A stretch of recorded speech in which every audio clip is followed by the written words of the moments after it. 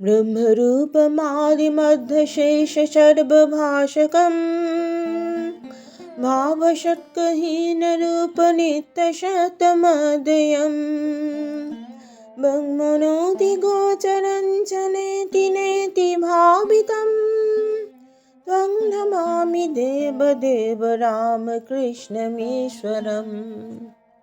নমস্কার, আমার এই চ্যানেলে আপনাদের সকলকে স্বাগত। শ্রী শ্রী রামকৃষ্ণ পরমহংসদেবকে আমার সশ্রদ্ধ প্রণাম জানিয়ে আজকের পাঠ শুরু করছি। ব্রাহ্ম সমাজ ও শ্রীরামকৃষ্ণ প্রতাপকে শিক্ষা। শ্রীরামকৃষ্ণ প্রতাপের প্রতি। দেখো, তোমাদের ব্রাহ্ম সমাজের লেকচার শুনলে লোকটার ভাব বেশ বোঝা যায়। এক হরিসভায় আমাকে নিয়ে গিয়েছিল। আচার্য হয়েছিলেন একজন পণ্ডিত, তার নাম সমাধ্যায়ী। বলে কি, ঈশ্বর নিরস, আমাদের প্রেম ভক্তি দিয়ে তাঁকে সরস করে নিতে হবে। এই কথা শুনে আমি অবাক। তখন একটা গল্প মনে পড়ল। একটি ছেলে বলেছিল, আমার মামার বাড়িতে অনেক ঘোড়া আছে, এক গোয়াল ঘোড়া।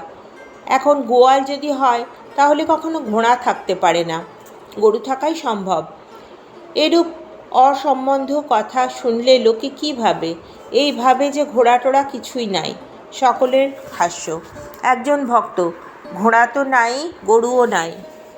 শ্রীরামকৃষ্ণ, দেখো দিগিনি, যিনি রসস্বরূপ তাকে কিনা বলছে নিরস। এতে এই বোঝা যায় যে ঈশ্বর যে কি জিনিস কখনো অনুভব করে নাই। আমি কর্তা, আমার ঘর, অজ্ঞান, জীবনের উদ্দেশ্য ডুব দাও। শ্রীরামকৃষ্ণ প্রতাপের প্রতি। দেখো, তোমায় বলি, তুমি লেখাপড়া জানো, বুদ্ধিমান, গভীর আত্মা। কেশব আর তুমি ছিলে যেন গৌরনীতায় দুভাই। লেকচার দেওয়া, তর্ক, ঝগড়া, বাদ বিসম্বাদ অনেক তো হলো। আর কি এইসব তোমার ভালো লাগে? এখন সব মনটা কুড়িয়ে ঈশ্বরের দিকে দাও। ঈশ্বরেতে এখন ঝাঁপ দাও। প্রতাপ, আজ্ঞা হা, তার সন্দেহ নাই, তাই করা কর্তব্য। তবে এসব করা তার নামটা যাতে থাকে। শ্রীরামকৃষ্ণ, তুমি বলছো বটে, তার নাম রাখবার জন্য সব করছো, কিন্তু কিছুদিন পরে এ ভাবও থাকবে না। একটা গল্প শোনো। একজন লোকের পাহাড়ের উপর একখানা ঘর ছিল, কুঁড়ে ঘর। অনেক মেহনত করে ঘরখানি করেছিল। কিছুদিন পরে একদিন ভারী ঝড় এলো, কুঁড়ে ঘর টলটল করতে লাগলো। তখন ঘর রক্ষার জন্য সে ভারী চিন্তিত হলো। বললে, হে পবনদেব, দেখো, ঘরটি ভেঙো না বাবা। পবনদেব কিন্তু শুচ্ছেন না, ঘর মরমর করতে লাগলো। তখন লোকটা একটা ফিকির ঠাউরালে। তার মনে পড়ল যে হনুমান পবনের ছেলে। যাই মনে পড়া অমনি ব্যস্ত হয়ে উঠল। বলল, বাবা, ঘর ভেঙো না, হনুমানের ঘর, দোহাই তোমার, ঘর তবুও মরমর করে, কে বা তার কথা শুনে। অনেকবার হনুমানের ঘর করার পরেও দেখলে যে কিছুই হলো না। তখন বলতে লাগলো, বাবা, লক্ষণের ঘর, তাতেও হলো না।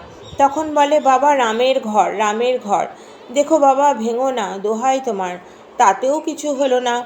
ঘর মরমর করে ভাঙতে আরম্ভ করলো। তখন প্রাণ বাঁচাতে হবে, লোকটা ঘর থেকে বেরিয়ে আসবার সময় বলছে, যা শালার ঘর। প্রতাপের প্রতি। কেশবের নাম তোমায় রক্ষা করতে হবে না। যা কিছু হয়েছে জানবে ঈশ্বরের ইচ্ছায়। তাঁর ইচ্ছাতে হলো, আবার তাঁর ইচ্ছাতেই যাচ্ছে। তুমি কি করবে?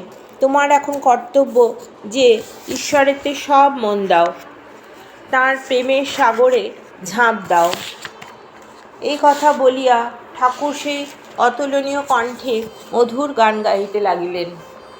ডুব ডুব ডুব রূপসাগরে আমার মন, তলাতল পাতাল খুঁজলে পাবি রে প্রেম রত্নধন। খোঁজ খোঁজ খোঁজ খুঁজলে পাবি হৃদয় মাঝে বৃন্দাবন। দীপ দীপ দীপ জ্ঞানের বাতি জ্বলবে হৃদয়ে অনুক্ষণ। ড্যাং ড্যাং ড্যাং ডাঙায় ডিঙে চালায় আবার সেই কোঞ্জন। কুবির বলে, শোন শোন শোন, ভাব শ্রী গুরুর শ্রীচরণ। প্রতাপের প্রতি। গান শুনলে?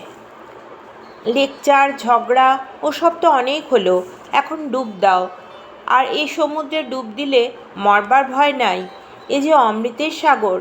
মনে করো না যে এতে মানুষ বেহেড হয়। মনে করো না যে বেশি ঈশ্বর ঈশ্বর করলে মানুষ পাগল হয়ে যায়।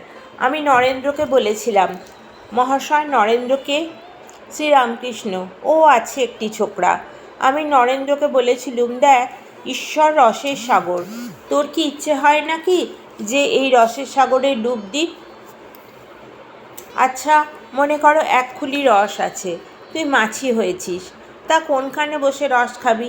নরেন্দ্র বললে, আমি খুলির কিনারায় বসে মুখ বাড়িয়ে খাবো। আমি জিজ্ঞাসা করলুম, কেন, কিনারায় বসবি কেন? সে বললে, বেশি দূরে দূরে গেলে ডুবে যাব আর প্রাণ হারাবো। তখন আমি বললুম, বাবা, সচ্চিদানন্দ সাগরে সে ভয় নাই, এ যে অমৃতের সাগর, ওই সাগরে ডুব দিলে মানুষ মৃত্যু হয় না, মানুষ অমর হয়। ঈশ্বরেতে পাগল হলে মানুষ বেহেড হয় না। ভক্তদের প্রতি আমি আর আমার এইটির নাম অজ্ঞান। রাসমণি কালীবাড়ি করেছেন এই কথাই লোকে বলে, কেউ বলে না যে ঈশ্বর করেছেন।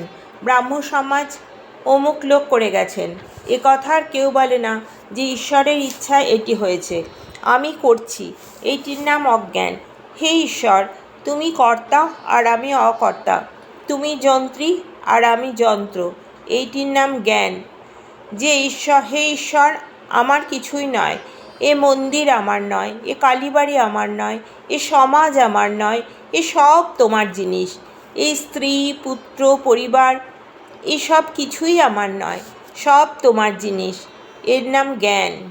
আমার জিনিস বলে সে সকল জিনিসকে ভালোবাসার নাম মায়া, সবাইকে ভালোবাসার নাম দয়া।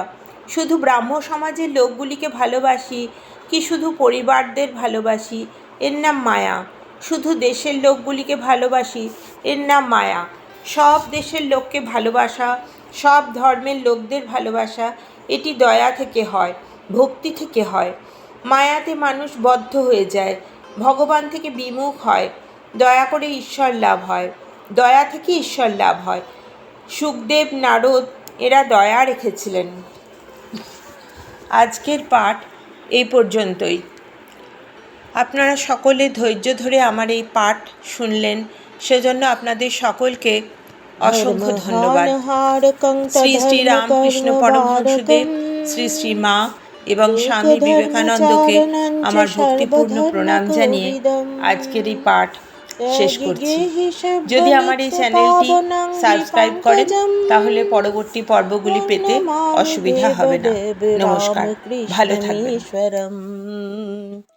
तं नमामि देवदेव रामकृष्णमीश्वरम्। तं नमामि देवदेव रामकृष्णमीश्वरम्।